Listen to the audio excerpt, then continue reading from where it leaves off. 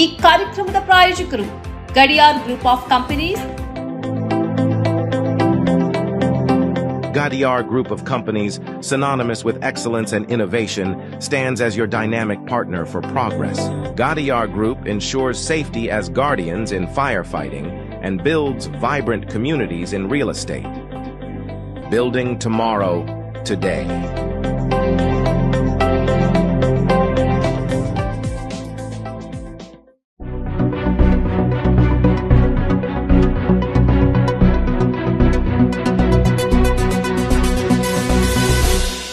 ವೀಕ್ಷಕರೇ, ಸನ್ಮಾರ್ಗ ನ್ಯೂಸ್ಗೆ ಸ್ವಾಗತ. ನಾನು ಪ್ರಿಯ ಸುದೇಶ್. ಹೆಚ್ಚುತ್ತಿರುವ HMPV ಭಯದ ಮಧ್ಯೆ ಉನ್ನತ ವೈದ್ಯಕೀಯ ಸಂಸ್ಥೆಯಾದ Indian Council of Medical Research ಸ್ಪಷ್ಟನೆ ನೀಡಿದ್ದು, ಭಾರತ ಸೇರಿದಂತೆ ಜಾಗತಿಕವಾಗಿ ಈ ವೈರಸ್ ಪರಿಚಲನೆಯಲ್ಲಿದೆ ಎಂದು ಎಚ್ಚರಿಸಿದೆ. ಉಸಿರಾಟದ ಕಾಯಿಲೆ ನಿಭಾಯಿಸಲು ಭಾರತವು ಸುಸಜ್ಜಿತವಾಗಿದೆ ಎಂದು ಉನ್ನತ ಸಂಸ್ಥೆ ವಿಶ್ವಾಸ ವ್ಯಕ್ತಪಡಿಸಿದೆ. ಬೆಂಗಳೂರಿನಲ್ಲಿ HMPVಯ 2 ಪ್ರಕರಣಗಳು ವರದಿಯಾಗುತ್ತಿದ್ದಂತೆ IMCRನ ಈ ಹೇಳಿಕೆ ಬಂದಿದೆ. ಸೋಂಕಿತ 3 ತಿಂಗಳ ಮಗು ಡಿಸ್ಚಾರ್ಜ್ ಆಗಿದ್ದು, 8 ತಿಂಗಳ ಮಗು ಚೇತರಿಸಿಕೊಳ್ಳುತ್ತಿದೆ. ಆರೋಗ್ಯ ಇಲಾಖೆಯು ಇತರ ಪ್ರದೇಶಗಳು ಅಥವಾ ದೇಶಗಳಿಂದ ವೈರಸ್ ಬರುವುದನ್ನು ತಳ್ಳಿಹಾಕಿದೆ. ಸೋಂಕಿತ ಶಿಶುಗಳು ಮತ್ತು ಅವರ ಕುಟುಂಬಗಳು ಇತ್ತೀಚೆಗೆ ಯಾವುದೇ ಪ್ರಯಾಣದ ಇತಿಹಾಸವನ್ನು ಹೊಂದಿಲ್ಲ ಎಂದು ಹೇಳಿದರು. ಬಹು ಉಸಿರಾಟದ ವೈರಲ್ ರೋಗಕಾರಕಗಳ ವಾಡಿಕೆಯ ಕಣ್ಗಾವಲಿನ ಮೂಲಕ 2 ಪ್ರಕರಣಗಳನ್ನು ಗುರುತಿಸಲಾಗಿದೆ ಎಂದು ಅದು ಹೇಳಿದೆ. HMPV ಈಗಾಗಲೇ ಭಾರತವನ್ನು ಒಳಗೊಂಡಂತೆ ಜಾಗತಿಕವಾಗಿ ಚಲಾವಣೆಯಲ್ಲಿದೆ. HMPVಯೊಂದಿಗೆ ಸಂಬಂಧಿಸಿದ ಉಸಿರಾಟದ ಕಾಯಿಲೆಗಳ ಪ್ರಕರಣಗಳು ವಿವಿಧ ದೇಶಗಳಲ್ಲಿ ವರದಿಯಾಗಿದೆ ಎಂದು ಒತ್ತಿ ಹೇಳಲಾಗಿದೆ. ಚಿಕ್ಕ ಮಕ್ಕಳು, ಹಿರಿಯ ವಯಸ್ಕರು ಮತ್ತು ದುರ್ಬಲಗೊಂಡ ಪ್ರತಿರಕ್ಷಣಾ ವ್ಯವಸ್ಥೆಯನ್ನು ಹೊಂದಿರುವವರು HMPVಯಿಂದ ತೀವ್ರ ಅನಾರೋಗ್ಯವನ್ನು ಬೆಳೆಸುವ ಹೆಚ್ಚಿನ ಅಪಾಯವನ್ನು ಹೊಂದಿರುತ್ತಾರೆ. ಭಾಷಣ ಮಾಡುತ್ತಿದ್ದಾಗ ಪ್ರಾಂಪ್ಟರ್ ಕೈಕೊಟ್ಟು ಪ್ರಧಾನಿ ನರೇಂದ್ರ ಮೋದಿ ಮುಜುಗರಕ್ಕೆ ಒಳಗಾದ ಪ್ರಸಂಗ ನಡೆದಿದೆ. ಇದನ್ನ ಆಪ್ ಸಹಿತ ಪ್ರತಿಪಕ್ಷಗಳು ವ್ಯಂಗ್ಯವಾಡಿವೆ.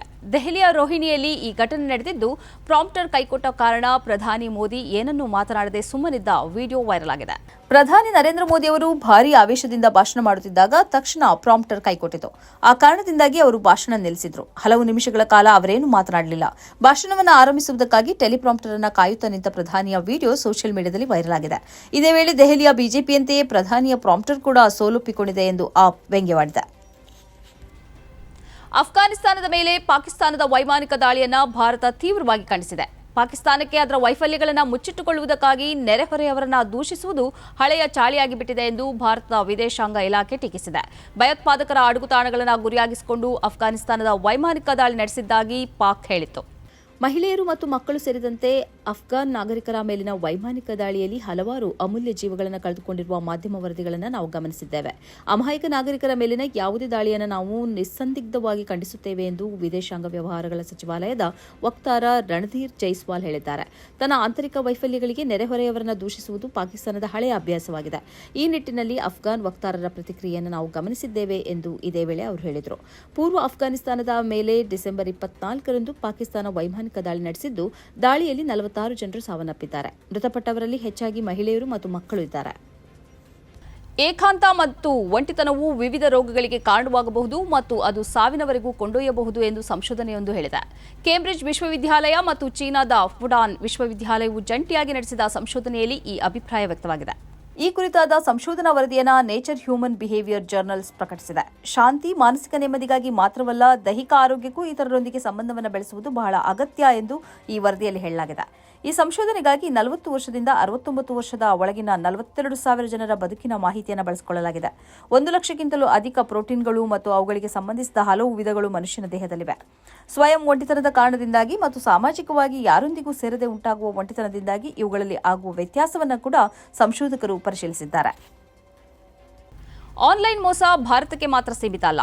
ಏನೇನೋ ಕನಸು ಕಟ್ಟಿಕೊಂಡು ಗಲ್ಫ್ ರಾಷ್ಟ್ರಕ್ಕೆ ತೆರಳಿ ಅಲ್ಲೊಂದಿಷ್ಟು ಹಣ ಮಾಡಿ ತನ್ನೂರಿಗೆ ಕಳುಹಿಸಿಕೊಡುವ ಪ್ರವಾಸಿಗಳು ಕೂಡ ಈಗ ಅದರ ಬಿಸಿಯನ್ನು ಅನುಭವಿಸುತ್ತಿದ್ದಾರೆ. ಇದೀಗ ಇಂಥದ್ದೊಂದು ಅನುಭವವನ್ನು UAEಯ ಅಜ್ಮಾನ್ನಲ್ಲಿರುವ ಭಾರತೀಯರೊಬ್ಬರು ಹಂಚಿಕೊಂಡಿದ್ದಾರೆ. ಕೊನೆ ಕ್ಷಣದ ಎಚ್ಚರಿಕೆಯು ಅವರನ್ನು ಮೋಸದಿಂದ ಬಚಾವ್ ಮಾಡಿದೆ. ಕೇರಳದ ವ್ಯಕ್ತಿಯೊಬ್ಬರು ಒಂದಷ್ಟು ಹಣವನ್ನು ತನ್ನೂರಿಗೆ ಕಳುಹಿಸಲು ಪ್ರಯತ್ನಿಸಿದಾಗ ಈ ಮೋಸದ ಘಟನೆ ನಡೆದಿದೆ. 2 ಬಾರಿ ಪ್ರಯತ್ನಿಸಿದರೂ ಬ್ಯಾಂಕ್ ಮೂಲಕ ಹಣವನ್ನು ಕಳುಹಿಸಲು ಸಾಧ್ಯವಾಗಲಿಲ್ಲ. ಇದೇ ವೇಳೆ ಲ್ಯಾಂಡ್ ಫೋನ್ನಿಂದ ಕರೆಯೊಂದು ಬಂತು. ಲ್ಯಾಂಡ್ ಫೋನ್ ಆಗಿರುವುದರಿಂದ ಇವರು ಆ ಕರೆದಾತರನ್ನ ನಂಬಿದ್ರು. ನೀವು ಊರಿಗೆ ಹಣ ಕಳುಹಿಸಲು ಪ್ರಯತ್ನಿಸಿದ್ದೀರಾ ಎಂದು ಆ ವ್ಯಕ್ತಿ ಪ್ರಶ್ನಿಸಿದ. ಬಳಿಕ ಜನನ ದಿನಾಂಕ ಮತ್ತು ಇಮೇಲ್ ಅಡ್ರೆಸ್ ಅನ್ನು ಕೇಳಿ ಪಡೆದರು. ಮಾತ್ರ ಅಲ್ಲ, ಇನ್ನು ನೀವು ಹಣ ಕಳುಹಿಸಲು ಪ್ರಯತ್ನಿಸಿ ಎಂದು ಕೂಡ ಆ ವ್ಯಕ್ತಿ ಹೇಳಿದ. ಆದರೆ ಫೋನ್ ಇಟ್ಟ ಬಳಿಕ ಈ ವ್ಯಕ್ತಿಗೆ ಅನುಮಾನವಾಯಿತು. ತಕ್ಷಣ ಆನ್ಲೈನ್ನಲ್ಲಿ ಬ್ಯಾಂಕ್ ಸೈಟ್ ಪ್ರವೇಶಿಸಿ ಪರಿಶೀಲಿಸಿದಾಗ ಅವರಿಗೆ ಸಂಖ್ಯೆಗೆ ಕರೆ ಮಾಡಿದ ಸಂಖ್ಯೆ ಬ್ಯಾಂಕಿನ ಸಂಖ್ಯೆ ಅಲ್ಲ ಅನ್ನೋದು ಗೊತ್ತಾಯಿತು. ಒಂದು ವೇಳೆ ಇವರು ಇಂತಹ ಪರೀಕ್ಷೆ ನಡೆಸದೇ ಇರ್ತಿದ್ರೆ ದೊಡ್ಡ ಮೊತ್ತದ ಹಣವನ್ನ ಅವರಿಂದ ಆ ವ್ಯಕ್ತಿ ಲಪಟಾಯಿಸುತ್ತಿದ್ದ ಅನ್ನೋದು ಇದೀಗ ಬಯಲಾಗಿದೆ. ಅಜ್ಮಾನ್ ಪೊಲೀಸರು ಇಂತಹ ಮೋಸಗಳ ಬಗ್ಗೆ ಎಚ್ಚರಿಕೆ ನೀಡಿದ್ದಾರೆ. ಕಳೆದ ಒಂದೇ ದಿನ ಇಂತಹ 15 ಮಂದಿ ಮೋಸಗಾರರನ್ನ ಪೊಲೀಸರು ಬಂಧಿಸಿದ್ದಾರೆ ಅನ್ನೋದು ಕೂಡ ವರದಿಯಾಗಿದೆ. ಭಾರೀ ಪ್ರಮಾಣದ ಮಳೆಯು ಸೌದಿ ಅರೇಬಿಯಾದ ಜಿದ್ದಾವನ್ನ ನೀರಿನಿಂದ ತೋಯಿಸಿದೆ. ಸೌದಿಯ ಇತರ ಭಾಗಗಳಲ್ಲಿ ಮಳೆ, ಗಾಳಿ, ಸಿಡಿಲು, ಮಿಂಚುಗಳ ಆರ್ಭಟ ಜೋರಾಗಿದ್ದರೂ ಜಿದ್ದಾವನ್ನ ಅದು ತಾಕಿರಲಿಲ್ಲ. ಆದರೆ ಜನವರಿ 6 ಸೋಮವಾರದಂದು ಜಿದ್ದಾವನ್ನ ಭಾರೀ ಪ್ರಮಾಣದಲ್ಲಿ ಮಳೆ ಆವರಿಸಿದೆ. ಭಾರೀ ಗಾಳಿ, ಸಿಡಿಲು, ಮಿಂಚುಗಳ ಮೂಲಕ ಸುರಿದ ಮಳೆ ರಸ್ತೆ ಸಂಚಾರಕ್ಕೆ ಅಡ್ಡಿಯನ್ನುಂಟು ಮಾಡಿದೆ. ಮಳೆಯ ಕಾರಣದಿಂದಾಗಿ ಕೆಲವು ವಿಮಾನಗಳ ಹಾರಾಟದಲ್ಲಿ ವ್ಯತ್ಯಯ ಉಂಟಾಗಿದೆ. ಮಳೆಯ ಕುರಿತಂತೆ ನೀಡಲಾಗುವ ಎಚ್ಚರಿಕೆಯನ್ನು ನಾಗರಿಕರು ಬದ್ಧತೆಯಿಂದ ಪಾಲಿಸಬೇಕು ಮತ್ತು ಹವಾಮಾನ ವೈಪರೀತ್ಯಗಳ ಬಗ್ಗೆ ಸರ್ಕಾರ ನೀಡುವ ಸೂಚನೆಯನ್ನು ಗಂಭೀರವಾಗಿ ಪರಿಗಣಿಸಬೇಕು ಎಂದು ಸೌದಿ ಸರ್ಕಾರ ನಾಗರಿಕರಿಗೆ ಎಚ್ಚರಿಕೆಯನ್ನು ನೀಡಿದೆ. ಹಾಗೆಯೇ ನೀರು ನಿಂತ ಪ್ರದೇಶಗಳಿಗೆ ಯಾರೂ ಭೇಟಿ ಕೊಡಬಾರದು ಎಂದು ಕೂಡ ಎಚ್ಚರಿಕೆ ನೀಡಲಾಗಿದೆ. 7 ರೀತಿಯ ಕ್ಯಾನ್ಸರ್ಗೆ ಕಾರಣವಾಗಬಹುದೆಂದು ಸಂಶೋಧಕರು ಹೇಳಿರುವ ಬೆನ್ನಿಗೆ ಸಿಗರೆಟ್ ಪ್ಯಾಕ್ನಲ್ಲಿ ಇರುವಂತೆ ಮದ್ಯಪಾನದ ಬಾಟಲಿಗಳಲ್ಲೂ ಎಚ್ಚರಿಕೆಯ ಬರಹವನ್ನು ನಮೂದಿಸಬೇಕು ಎಂದು ಅಮೆರಿಕದ ತಜ್ಞ ವೈದ್ಯರು ಆಗ್ರಹಿಸಿದ್ದಾರೆ.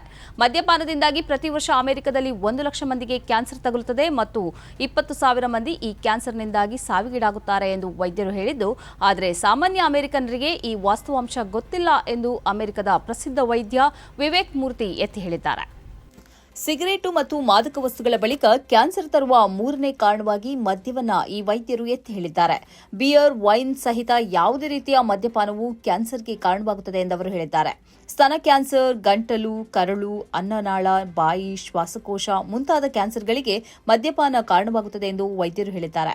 ಹುಟ್ಟುವ ಮಗು ಅಂಗವೈಕಲ್ಯಕ್ಕೀಡಾಗುವ ಸಾಧ್ಯತೆ ಹೆಚ್ಚಿರುವುದರಿಂದ ಗರ್ಭಿಣಿಯರು ಮದ್ಯ ಸೇವಿಸಬಾರದು ಎಂದು ಕೂಡ ಈ ವೈದ್ಯರು ಮುನ್ನೆಚ್ಚರಿಕೆ ನೀಡಿದ್ದಾರೆ. ಯಾವುದೇ ರೀತಿಯ ಮದ್ಯ ಸೇವಿಸುವುದು ಕ್ಯಾನ್ಸರ್ಗೆ ಕಾರಣವಾಗುತ್ತದೆ ಎಂಬ ಮುನ್ನೆಚ್ಚರಿಕೆಯನ್ನ ಜಗತ್ತಿನಲ್ಲಿ ಜಾರಿಗೆ ತಂದ ಮೊದಲ ರಾಷ್ಟ್ರ ಐರ್ಲೆಂಡ್ ಆಗಿದೆ. 2026ರಿಂದ ಎಲ್ಲಾ ಮದ್ಯದ ಬಾಟಲಿಗಳ ಹೊರಗಡೆ ಈ ಕುರಿತಂತೆ ಎಚ್ಚರಿಕೆಯನ್ನು ನೀಡುವ ಬರಹವನ್ನು ಅಂಟಿಸಲಾಗುವುದು ಎಂದು ಐರ್ಲೆಂಡ್ ತಿಳಿಸಿದೆ. ಇದು ಈ ಹೊತ್ತಿನ ಸುದ್ದಿ ಸಂಚಯ. ನಿರಂತರವಾಗಿ ನೋಡ್ತಾ ಇರಿ ಸನ್ಮಾರ್ಗ ನ್ಯೂಸ್, ಸುದ್ದಿಗಳ ಸಂತೆಯಲ್ಲಿ ಸತ್ಯದ ಮೊಂಬತ್ತಿ.